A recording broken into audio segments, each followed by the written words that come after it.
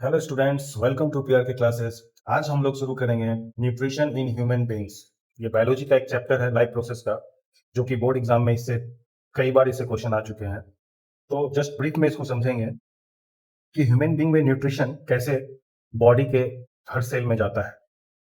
तो स्टार्ट होता है हमारा यहाँ बकल कैविटी से, जिसमें कि माउथ में हमारा सैलिवरी ग्लैंड होता है, जो कि सलीवा secreted by the salivary gland. Salivary gland में हमारा क्या होता है? सलाइवा सिक्रेट होता है ना। फिर बायोलॉजिकल कैटलिस्ट कॉल एमाइलेज, जो हमारे फूड को डाइजेशन में हेल्प करता है, वो एक कैटलिस्ट है, उसको बोलते हैं enzymes. The saliva contents an enzyme called salivary amylase. तो हमारे माउथ के अंदर जो सलाइवा होता है उसमें कौन सा एंजाइम होता है? वो होता है salivary amylase that break down starch which is a complex molecule to give sugar. तो हमारा बकल कैविटी से जो स्टार्ट हो रहा है, यहाँ पे हमारा सेलेवरी एमाइलेज फूड को ब्रेक डाउन करने में हेल्प करता है, जिसमें कि फूड जो हमारा होता है कॉम्प्लेक्स होता है, और कॉम्प्लेक्स से वो चेंज हो जाएगा सिंपल शुगर में। कॉम्प्लेक्स मतलब कार्बोहाइड्रेट्स, है ना। और ये सिंपल शुगर में चेंज हो जाएगा, जिससे क्या होगा कि फर्दर डाइजेशन में वो इजी होगा। फिर ये ओइसोफेगस के थ्रू ये हमको स्टोमक में जाता है फूड, और स्टोमक में जाने से यहाँ पे स्टोमक में तीन चीजें रिलीज होता है। क्या क्या? HCl, पेप्सिन और म्यूकस। HCl स्टोमक में जो बैक्टीरिया है उसको किल करने में हेल्प करता है, प्लस पेप्सिन को फैसिलिटेट करता है, प्रोटीन को डाइजेशन में हेल्प करता है।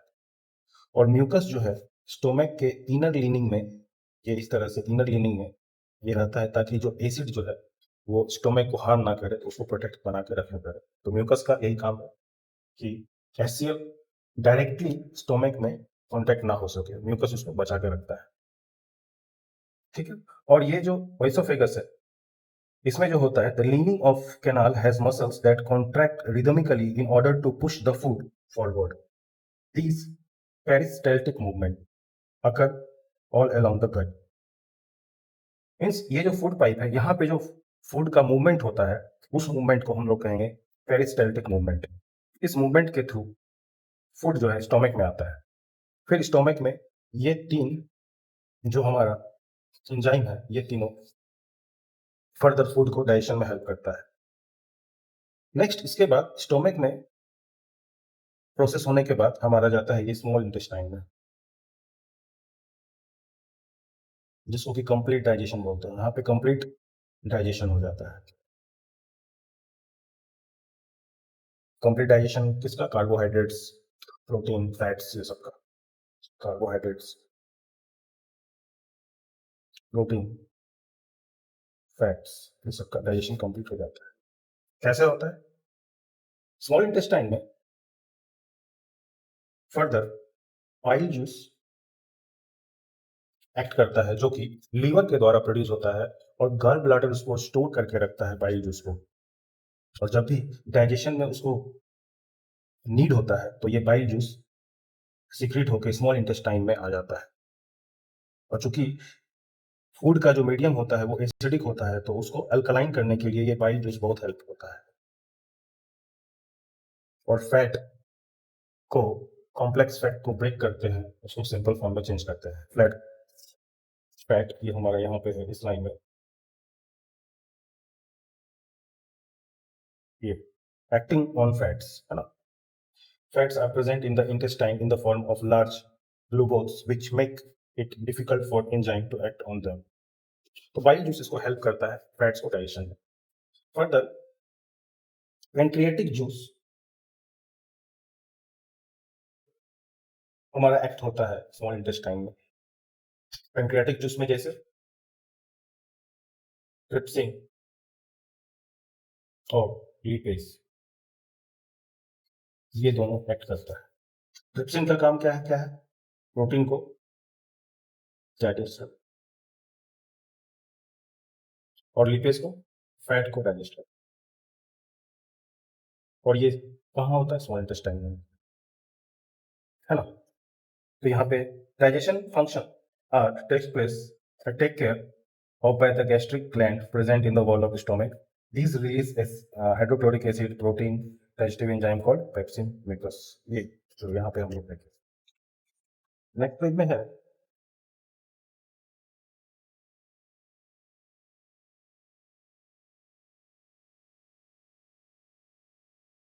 स्मॉल इंटेस्टाइन खुद एक इंटेस्टिनल जूस रिलीज किया जाता है। इसमें स्मॉल इंटेस्टाइन अपना जूस ये रिलीज करता है, इंटेस्टिनल जूस। ये जो है, इससे कंप्लीट डाइजेशन हो जाता है। जो भी वेस्ट हमारा कार्बोहाइड्रेट्स, प्रोटीन, फैट्स है, वो यहाँ आके इंटेस्टिनल जूस जो है उसको कंप्लीट डाइजेशन करता है, जिसमें कि कार्बोहाइड्रेट्स चेंज हो जाता है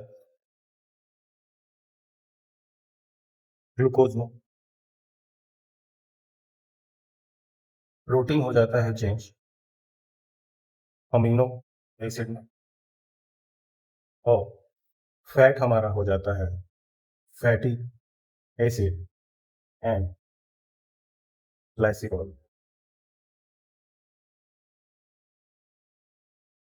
नेक्स्ट, कंप्लीट डाइजेशन होने के बाद स्मॉल इंटेस्टाइन में ही हमारा विल्ली होता है, विल्ली, जो कि फिंगर लाइक प्रोजेक्शन होता है। Finger like projection in the sense इस तरह से, ये सरफेस एरिया इससे क्या होता है?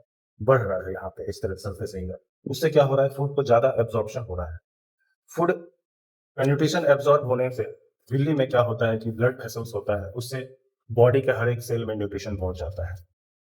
फर्दर, लार्ज इंटेस्टाइन का जो फंक्शन होता है वो वाटर को एब्जॉर्ब करता है। लार्ज इंटेस्टाइन में जो भी विल्ली प्रेजेंट है, वाटर को एब्जॉर्ब करता है। फिर फाइनली हमारा जो वेस्ट मटेरियल है वो एनस के through, waste material is regulated by the anus engine, waste पे वो हम लोग रिलीज कर देते। तो ये हमारा था ह्यूमन बींग का छोटा सा ब्रीफ में कैसे nutrition human being takes place होता है। Thank you class.